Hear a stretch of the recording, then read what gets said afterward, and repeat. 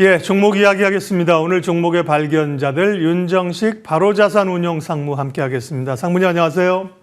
네, 안녕하세요. 네, 뭐 오늘 내일 같은 경우는 뭐 덕담이나 들어야 되는데 종목 내놓으라고 해서 죄송해요. 그래도 시장에서 계속 움직이니까 뭐 꼭 오늘이 아니더라도 이제 오늘 연말 연초를 생각하면서 종목을 스터디해야 되는 거죠. 오늘 첫 번째는요. 네, 첫 번째로 리가켄 바이오 좀 말씀을 드리겠습니다.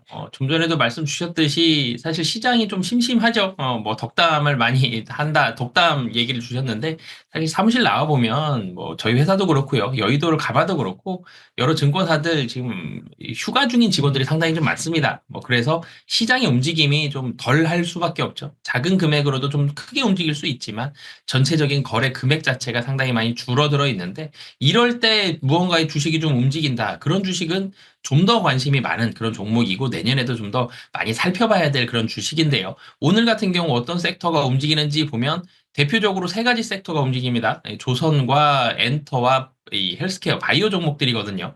조선과 엔터는 뭐 많이 말씀을 드렸었고, 그 중에서도 헬스케어 좀 말씀을 드리겠는데, 움직이는 이 섹터들의 공통점이다라고 한다면 내년에 대한 기대감인데, 조선과 엔터는 내년 실적이고요. 헬스케어는 여전히 모멘텀이 좀 남아있다라는 부분을 좀 살펴보시면 좋을 것 같습니다. 리가켄바이오 같은 경우도 이 모멘텀이 여전히 좀 남아있다. 그리고 내년도에도 기대해 볼 만하다라는 부분을 중점적으로 보시면 될 것 같은데요.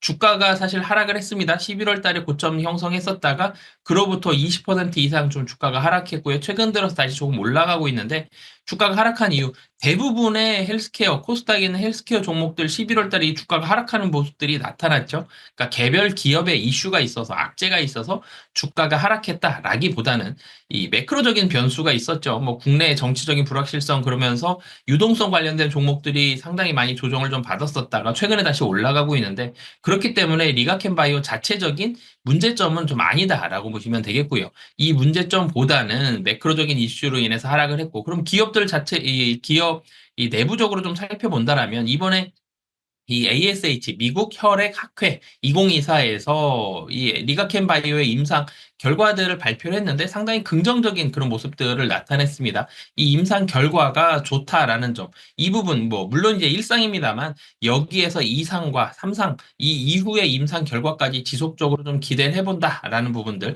이 이후에 대한 결과들은 25년도에 나올 거거든요. 그 기대감을 가지고 나아가고 있다라는 점. 일상이 상당히 좀 좋았기 때문에 이상에서 아니면 그 이후에 임상 결과에서 굉장히 안 좋게 나올 가능성은 좀 낮습니다. 그렇기 때문에 25년도도 좀 기대해 볼 만하다. 그리고 유동성에 대해서 긍정적인 종목들 최근 들어서 분위기가 나쁘지 않다. 그렇기 때문에 리가켄바이 오늘 첫 번째 특징주로 말씀드리도록 하겠습니다. 네, 바이오는 뭐 개인 투자자들과 때려야 뗄 수 없는 그런 또 섹터입니다. 내년에 바이오가 힘을 내주기를 기대를 하겠고요. 기대감은 있죠. 네. 앞서 이제 오늘 뭐 제한된 장세 속에서 몇 개 강한 섹터들을 얘기를 해주셨는데 그 가운데 보면 아침에 로봇 관련주도 꽤 강했어요. 지금은 이제 상승폭이 조금 줄긴 했습니다만 두 번째 종목은 로봇 관련주 가운데 뽑아주셨나요? 네, 이 로봇 관련된 종목들 중에서 두산 이 로보틱스 좀 말씀을 드리겠습니다. 뭐 시가총액이 로봇 관련된 종목 중에서 뭐 가장 높은 종목 중에 하나죠. 시가총액이 굉장히 큽니다. 3조가 좀 넘는 그런 모습, 이 시가총액인데 시가총액이 훨씬 높았었죠. 그러다가 주가가 좀 조정을 받았습니다. 로봇 관련된 종목들이 여름에 굉장히 좀 핫했었죠. 그러면서 주가가 좀 많이 올라갔었는데 이 주가가 최근 들어서는 좀 부진한 부분들에서 낮은 주가 수준에서 좀 움직이고 있습니다. 이유를 좀 살펴보면 로봇이 잘 안 팔렸습니다. 로봇에 대한 기대감들. 로봇이 기존 전통 산업용 로봇이 있었고요. 그리고 로봇 관련된 종목들이 올라간 이유는 협동 로봇이었습니다. 그러니까 협동 로봇이라는 건 누구랑 협동하느냐? 사람과 협동할 수 있는 그런 로봇다라는 점. 그러니까 산업용 로봇은 기존에 우리가 뉴스라든지 이런 뭐 TV에서 많이 볼 수 있었던 뭐 팔 같은 그런 움직임들 로봇 자체적으로만 특히 자동차 산업에서 많이 사용되는 로봇이었고요. 협동 로봇은 인간과 같이 해서 일을 좀 할 수 있는 한 단계 좀 업그레이드 돼 있는 단계다라고 보시면 되겠는데 이게 왜 안 팔렸느냐? 기대감은 굉장히 좋습니다. 계속적으로 매출이 늘어나고 있고요. 그런데 러시아 우크라이나 전쟁으로 인해서 유럽에서의 경기 침체가 나오면서 두산 로보틱스도 마찬가지고요. 뭐 레인보우 로보틱스도 그렇고요. 시장 기대치를 좀 하회하는 이런 실적을 내세웠습니다. 그러면서 주가가 하락하는 모습을 보여줬었는데 이제는 조금 더 나아지는 모습. 유럽이 계속적으로 금리 인하하고 있어 경기가 더 떨어지긴 쉽진 않습니다. 그런 상태에서 미국에 대한 그런 기대감들 많이 좀 가지고 있다라고 보시면 되겠고요.